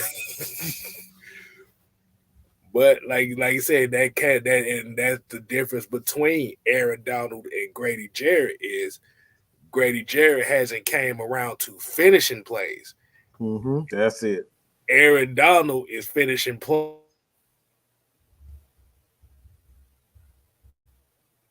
Oh no, they didn't do him like that. See, that's we can't do K-Style like that. How y'all gonna do K-Style like that? You can't do us like that, man. No, but it goes into what we continuously say about just the entire draft itself, like as far as Grady Jarrett as a pass rusher, but Grady Jarrett as a pass rusher, man. Like one of the criticism that I always, I say as far as Grady Jarrett is concerned, it's like he got to get over that 10 sacks. Like he's too damn good to not have 10 sacks a season. He's consistently in the backfield, and I think that's maybe it has to do with our edge guys not being very good or consistent. Like we haven't had any consistency from either of um our our edge guys, whether it's Vic Beasley or Tack McKinley, and we just haven't had any consistency. So maybe that is a contributing factor of Grady not having double digit sacks. Because you got a guy like Dante Fowler. We saw what Dante Fowler did when he was, right along. So like, I don't know what the issue is. If we see Grady Jarrett get 10 sacks plus this year, then we'll know that it was coaching because we on right now we only got inexperienced defensive ends. We're talking about Marlon Davidson and John Kaminsky. Those are pretty much our guys. Dante Fowler, he's another guy. That's all we got. So if he end up getting 10 sacks this year plus, then we know that Dan Quinn held him back just with the scheme itself. So this is an interesting year, and I think this is one of the reasons why the Falcons are not panicking and they're not getting rid of everybody because we don't know what these guys are. We don't know because they played in a bull crap scheme. All they want to do is play damn cover 3 all freaking day. So that's we don't know. I think this is the year, and this is going to see whether we move on from Matt Ryan, we move on from Julio Jones, Grady Jarrett, Dion, and start rebuilding. This is the year. If we start off, hot and we continue to do, then we know that this team for sure, for certain. I don't think anybody can deny the fact if this team has a losing record again, even with the changes, then we know that we need to start rebuilding. I got some stats here for you. Uh-oh. Stats. Uh-oh. Grady Jarrett in 6 years has 26 sacks. Wow. Aaron Donald in 7 years has 87 sacks. Yeah, that's what I'm. This man got 87 sacks, and golly, like that's not even fair, man. That dude is just an absolute animal, man. That dude is an absolute animal. But the thing about Grady Jarrett gets backfield pressure just as consistently as him. He can't finish. And like I said, and Grady's highest sack total he had in a season was 7.5, and that was 2 years ago. Yeah. Man. Okay, here's a question from what's his name? No, that's not it. Dang, these things be moving fast, man. Excuse me. Yeah, I know. I did my stat checking. Oh, here you go. There you go. Marlon make a step up this year. Hey, he might as well make a step up. He really didn't play much last year. He didn't play worth of crap, man. He didn't play last year, so like, I think he has the ability. He obviously has the ability. I think you playing against a guy. What's his name? Derek Brown. Playing against a guy like Brown. Yeah. Like you got like he created more havoc, believe it or not, than Brown. When he was at Auburn, like he was amazing. Like you can ask Jew is an Auburn fan, and like Marlon Davidson was an absolute beast at Auburn. But like again, being in a system where the Falcons, they play in a cover 3, it has to be conducive to everyone. The system has to be conducive to everybody's skill set. Everybody has to kind of be on one accord, or that their skills complement each other. And I don't think in a Dan Quinn system, him being an edge was just not. We needed pressure, and we need a guy with, a great get off. And being that Grady Jarrett is that guy that played at 3 tech, that position is already locked. And we can't stop the run. We got small linebackers, so you're not going to have two guys that are playing at, Grady Jarrett is at 300. He kind of, fluctuates from 290 to 300. And you got another guy who's just as small as Grady Jarrett and Marlon Davidson. So you can't put those guys in the middle of the field. Your damn linebacker is just going to get ate up. So it's going to be interesting to see what happens. I don't know where you're going to do with Marlon Davidson. Like, I don't know what they're going to do with him. Maybe he can be that guy that spells Grady Jarrett. That's what I'm thinking that'll be his role, but it's going to be difficult to try to see if he's an edge guy. He's going to have to lose weight in order to play that edge. And I'm saying, like, get back to around 280. I don't think you got to get that light. He probably, I say, maybe like 290, 295. Yeah, if he can get about that 295, I think he like, and he can actually get a full training camp with, because like I said, you remember, he was hurt coming out the draft. Right. Lord have mercy. How many times we done had to say that? We heard that. Right. Then when he got healthy, he caught COVID. So he missed a few games on that. Got hurt again. So we, like I said, we're basically gonna be judging him as if he was a rookie this upcoming season. Hey, Rodney Brown made this point right here, and I've been saying this all. Matt Sharp got paid bank to hand Ryan the clipboard with and that's and that's what I mean. That's what I'm not saying that Ryan Kerrigan is a bad player, but I'm tired of playing these damn players all this. Like, we're bringing in quality players, and they're like barely doing it. Like, they doing crap for this team, paying them all this money not to do anything. Like, I'm so sick of, like, I'm so tired of paying guys and they're doing like absolutely nothing.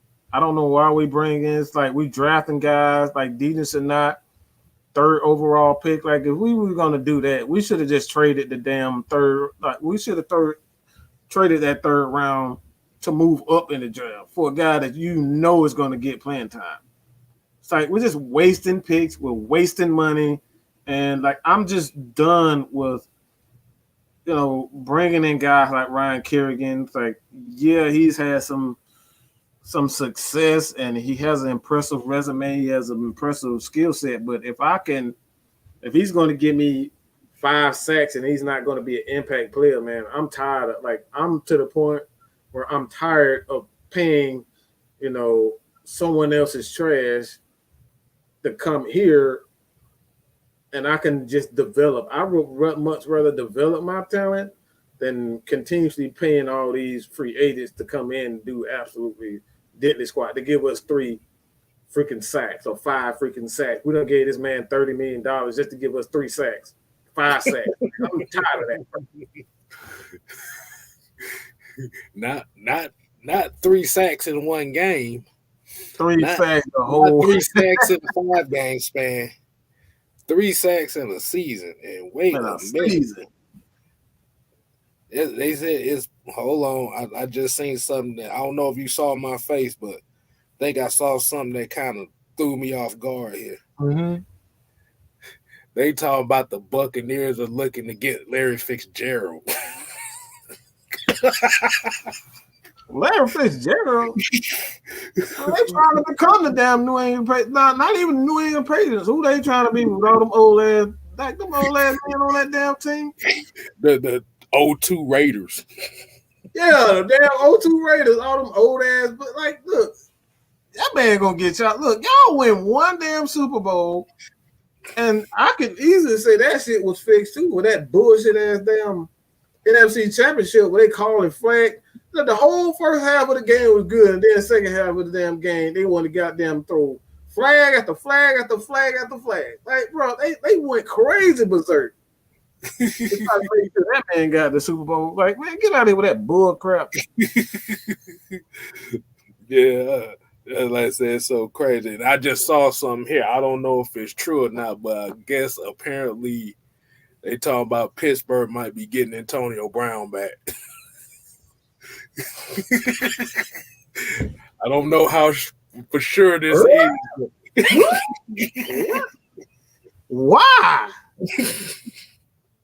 That's what I'm saying, bro. This is crazy. What the hell? That's what I'm saying. I'm looking like y'all did all of that just to bring him back, man. I hope it ain't. I hope it ain't true, boy. Because if that is true, I did all that just to bring him back, man. That was just Lord have mercy. I hope that's not. I guess after Chase Claypool got in that bar fight, I think they looking for anybody. And they found out Juju Smith-Schuster ain't nothing but a three at best.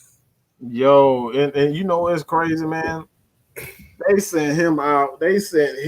Like, they got rid of Antonio Brown to hand Juju the keys to the offense, only to get rid of him the following. Like, what the hell? Pittsburgh, I don't know. I don't know what they doing. Maybe it's Ben Roethlisberger got way too much power, or they just getting old up there. But that damn franchise is, yeah, I don't know what's going on. That makes absolute no sense.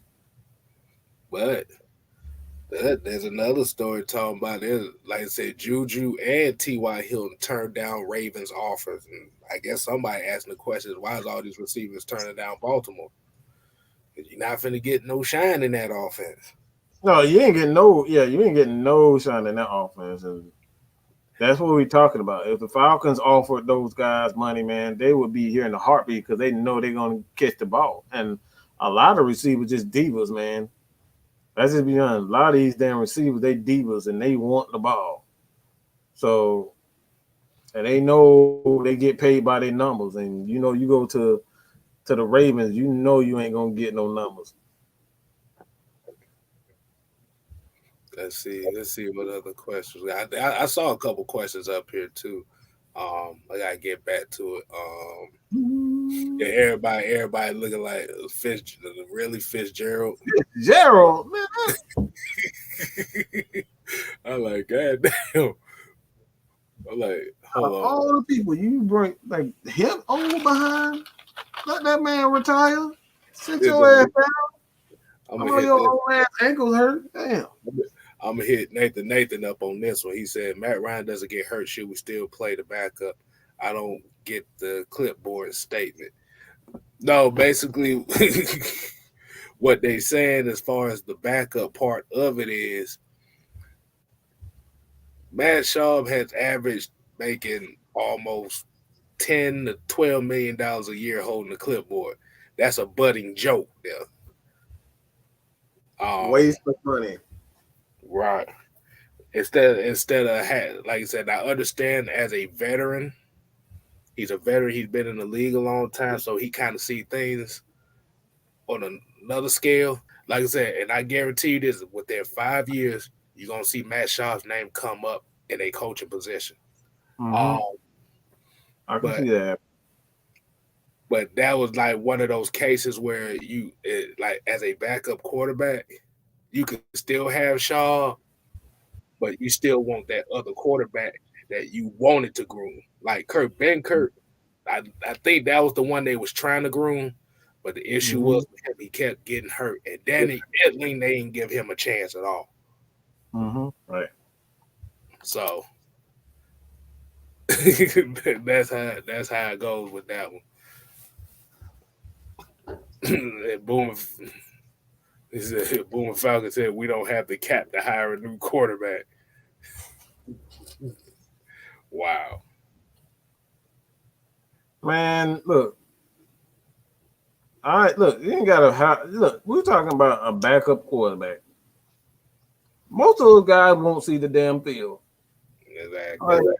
Most of the guys will not see the field. So why pay a guy $5 million just to sit behind, a quarterback like Matt Ryan or whomever? Why pay them all that money just to sit behind him? Like they gave Jameis Winston $2 million to sit behind Drew Brees. Mm-hmm. Why the hell we giving them $5 million just to sit behind Matt Ryan? Like that's overpaying, and that's what I'm talking about. Like with Thomas Dimitroff, he overpaid for crap players. These players are not giving us any production. They're not playing, so you just wasted, an extra $3 million. You overpaid for you gave him an extra $3 million just to sit behind Matt Ryan. That's it. He's never gonna see the field, but you paying him $5 million just to sit, and then you complain about not being able to get this guy, and you could have gave the other guy an extra $3 million, but you gave that $3 million, you gave $5 million to a guy like Matt Sharp. That's just not smart money. Yeah, remember, they gave up paying Patrick DeMarco to pay Matt Sharp the same money that DeMarco wanted. Just another dumb decision by Thomas Dimitroff. He made so many dumbass damn decisions. Like, good gracious, like. All right, Mike, I want you to hit this one up right here. Ghost Pepper said, how badly do y'all think the Denver Broncos will want the number 4 pick from us? I mean, as long as John Elway's running things, like he gonna look at it. The thing I think what's wrong with Denver is just like sometimes former players make the worst coaches or scouts because they look at everybody like them. Like everybody ain't damn John Elway. Exactly. It's like they didn't even get a dude like a real shot if you really want to look at it. Like they want a quarterback that's on immediately get them to the Super Bowl, and you're not really giving Drew Lock like the right weapons. You're giving him a good defense, but he don't really have any weapons on the offense side of the ball. So, like, is he really, that bad? I don't think he is, but I don't think he's that good, but I don't think he's that bad. Like, you're giving up on him. I think they're just looking for somebody to be out the gate a special quarterback, and that's my issue. And being that they're looking for a guy to be special, they're willing to try to trade up to that position to get somebody like a Mac Jones. I at this point in time, if the rumors are true, when they're talking about D-Led, they're expecting Lawrence to go 1, Zach Wilson to go 2, and Fields to go 3, then that fight for Trevor Lawrence and Trey Lance is that right there is going to be a heated, like people are going to be willing to give up everything, to be honest, to move up that spot if they believe in those guys. So it's like maybe, I don't know. It just depends on how bad they want it. I'm not sure. Yeah. But you know what I said about that San Francisco pick, and I'm thinking outside the box, and I might be the only one to think this, but there are people saying that it'll be most likely a quarterback. I think they might make a run at Penny Sewell. Hey, look, they won't just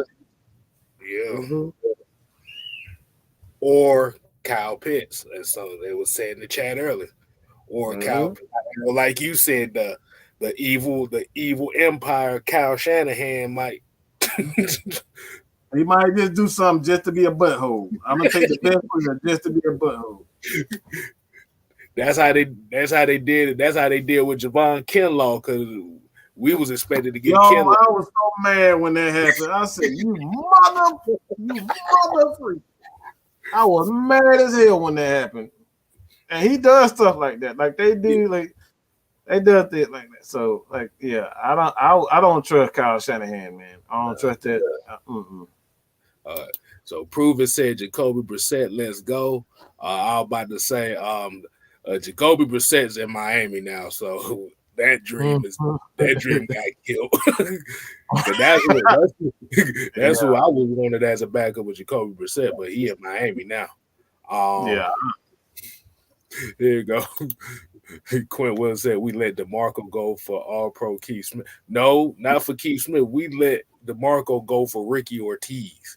Ricky Ortiz. Ricky Ortiz, okay? We're not talking about Ortiz. We're talking about Ricky Ortiz. Like, good God Almighty. Never even really heard of that dude like that, and we end up giving away a Pro Bowl for that. Right. Oh, he was asking what, $5 million or something like that. He wasn't even asking for much. It was like he wanted like 3 years, like $12 million. They didn't even want to pay him that. Hold on. Let's go ahead and get that right there. Is there a big body receiver we could use? Like, there's a big body that you could draft this year, and that's TJ Vasher. Yeah, Vasher is a damn monster, man. TJ Vasher is a beast.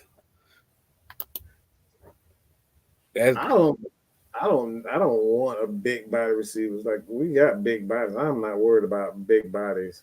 I always said that we need somebody with, that lateral quickness. We got guys that are, they got straight line speed, but we don't have a lot of guys with lateral quickness that are quick. You know what I'm saying? They can break defenders down. Like, that's why I say a guy like Jalen Waddle, man. Like, Waddle is that perfect. Like, he'll bring that perfect balance to what this offense needs. We got guys with straight line speed. We got guys with power. We got guys like Calvin Ridley who can run any route. But Jalen Waddle, you put the ball in his hand in the open field, like, this dude can take it to the house at any given time. He got that type of talent. He reminds me of a lot like Tyreek Hill. He has that type of speed and that type of quickness. You put him alongside Julio in the middle of the field, and you gotta double those guys, and you just leave him in the middle, one-on-one with a linebacker or a safety, he gonna murk them dudes, man. So like, that's what I believe that the Falcons need. I like this question here. Antonio Holloway said, "Who do y'all think is the most underrated Falcons player in team history?" Ooh, wow. There's a lot of them. You said one of the most underrated players. I got one for you right now. Terrence Mathis. Oh, yeah. I was going there too. Like I said, you got Terrence Mathis, Allen Rossum. I'm just going off of players that I've seen that nobody talks about. Like I said, Patrick DeMarco. Like I said, we just talked about him. One of my personal favorites, Bob Christian. Yeah. I'm a fullback junkie, so yeah, Bob Christian was very underrated. Jonathan Babineau is another one. Yeah, I'll say this one. Like, he don't get a lot of credit, but it's like, I was looking at his stats, and a lot of people probably don't know who the hell this guy is. But if you go back and look at his stats, man, he was a damn good pass rusher from the inside. And Rod Coleman is one of the most underrated. Rod Coleman is an absolute beast. And when you look at his numbers next to Warren Sapp, who's a Hall of Famer, it's like, how the hell he's not even getting consideration for a Hall of Fame? And his numbers are damn near identical to Warren Sapp. Like, he doesn't get any respect. So that guy, he's definitely one of the most underrated Falcons in history. Like, even the Falcons don't really give him, show him any type of love. Like, nobody says anything about Rod Coleman. Everybody bring up Johnny Abraham, Chuck Smith, but you look at Rod Coleman, that dude wreaked havoc for us for a long time. Rod Coleman was Grady Jarrett. Grady Jarrett before Grady Jarrett, absolutely. Yeah, exactly. That was one of my favorite Falcons for a long time. Was Rod Coleman. Let's see who else. Who else I can put up there? Okay, Algie Crumpler gets his love, so I can't put him in there. Damn, probably pretty much named all of them. Yeah, I think that's pretty a lot of. Ovi Mahaley. Yeah, He don't get no love like that. Not from love like that, and they are a vital part of football. That's why it's starting to come back because all of these spread offenses and whatnot. You got to have a fullback that's going to have the ability to not only block, but he got to catch the ball out of the backfield.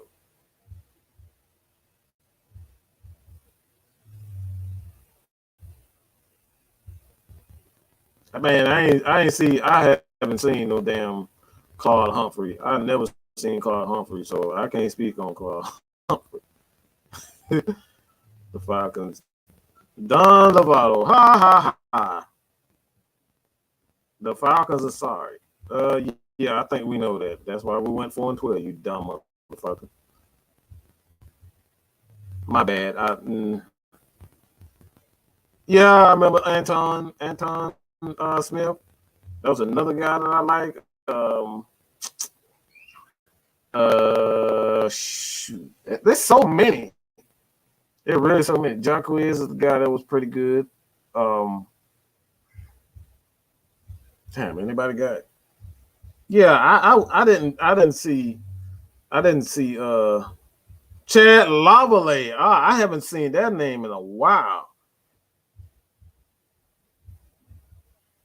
Yeah, I haven't seen Chad Lavallee. That name, I haven't seen that name in a minute, man.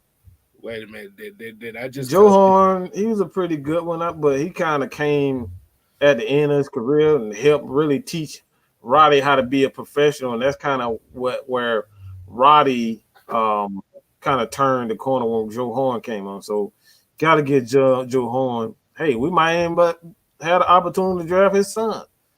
We don't know. J.C. Horn, man, like we that's a possibility he can be a Falcon. So yeah, man, it's so many underrated players. Like even this player, like a lot of people probably say it's like underrated, but Jesse Tuggle, man, Jesse Tuggle don't get enough credit. Like he's one of those. He's like one of the greatest. The hammer. All right, it's like when you look at Grady Jarrett, man, like that's pops. That's why he's so damn good. What he is that DNA, man. Look, that dude was an absolute monster. That dude was a beast. Like almost 200 tackles. Like that dude was getting 200 tackles like it was nothing. He was doing that like nothing, bro. But like that dude was everything. He was good he was a complete linebacker. He was good in coverage and he was great in the run game. So like Jesse Tuggle don't get any respect, man. They don't even bring his name up. They want to bring up Brian Urlacher. You put him with that damn defensive line that they had in Chicago. Jesse Tuggle be damn just as good. Jesse Tuggle don't get enough respect. And you have to remember, Jesse Tuggle was an undersized linebacker. Mm-hmm. At the time where the average linebacker was 250 pounds. Mm-hmm. Yep.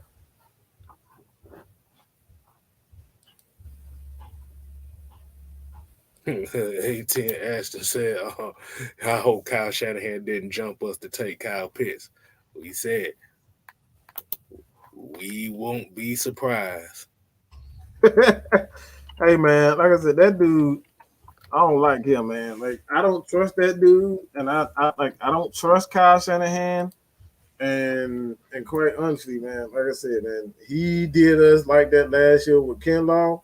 They knew what the hell they was doing when they did that. And if they do that, like if that happens again, when they turn around and take Kyle Pitts, I'm gonna be mad as hell. Like seriously. But Man, like I said, this was a very eventful show tonight. Hey, Like man. I said, we got good information. Like I said, we chopped it up with Aaron Freeman. Man, And absolutely. like I said, it was good to hear for y'all to hear another perspective outside of us. Cause I know half the time y'all tired of looking at us talking about every week. Right. So I guess we can go ahead and plug away. Make sure y'all thumbs up the video. Make sure y'all follow Absolutely, man. Falcons Nation. Make sure you follow Mad Mike Sports, Mad Mike Network, the Just K Style channel. I'm slowly creeping up. I'm now up to needing about 778 people. Hey, man. Hey, Don Lovato, we appreciate you, man. Shoot. Yeah, man, we definitely appreciate it, man. Hit that subscribe button, man. You got people, that just love, just share it with the people, man. Just tell them, like, you don't have to be a Falcons fan just to come in. You can be a Saints fan. It doesn't mean Bucks fan. We welcome all Dallas Cowboy fans. If you just love the show and just love the information that we, provide, but you just love us, just you think we just hilarious or we entertaining, just go ahead and hit that subscribe button. I appreciate it, man. Like I truly do. Wait a minute. Hold on. Look. He said, wait. You see that? They ain't get him in a while. He said, I can't wait till we get more powder. Oh, the Power Toast Award. Oh, man. We haven't done that one in a minute. I know. It's been the off season. The off season's been long. Yeah, it's got we kind of say that for the season, but unless somebody do something really dumb, or we might do the powder toast. We might let y'all vote to see who get the ultimate powder toast for the 2020 season. Oh, that's new. Ooh, we might let y'all do that. Like I said, y'all make sure y'all leave comments and stuff, not only here on the videos, but in the Discord as well. Like I said, y'all leave y'all votes down there, and we can do the ultimate powder toast award show for who y'all vote. And like I said, hey, got to give y'all what y'all want. And who the hell brought up Peerless Price name? Hey, man, we don't use that name right. We don't use that name right here. Not no damn Peerless Price. Like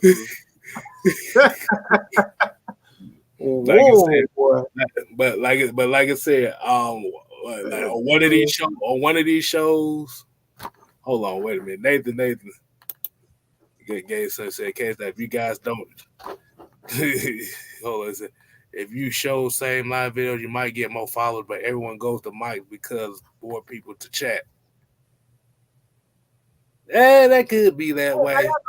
It's time, man. Give it time, man. This man just really started, man. Everybody look at the channel being at 5, but like a lot of people don't know, man. I've been doing this for about 2.5 years, man. So it's been a grind. So, man, look, I got a second channel. That second channel, Mad Mike Network, is still sitting at 124 subscribers. So you got to start from somewhere, man. It's an absolute grind. And like I said, with even Aaron Freeman been doing this for years, way longer than I do it, almost 10 years. And he finally started to making money at this. So like this is a grind. You got to pay your dues. You got to love it. You got to have a passion. And like I said, man, this is an absolute grind. So we definitely appreciate everybody for. And what I tell Nathan too is this is not going to be the only show. Oh yeah, I have going to be specifically just on. I love that one, bro. That channel, that show is going to be Falcon football too, but we're talking about all sports, all what's goofy ass shit y'all done seen online.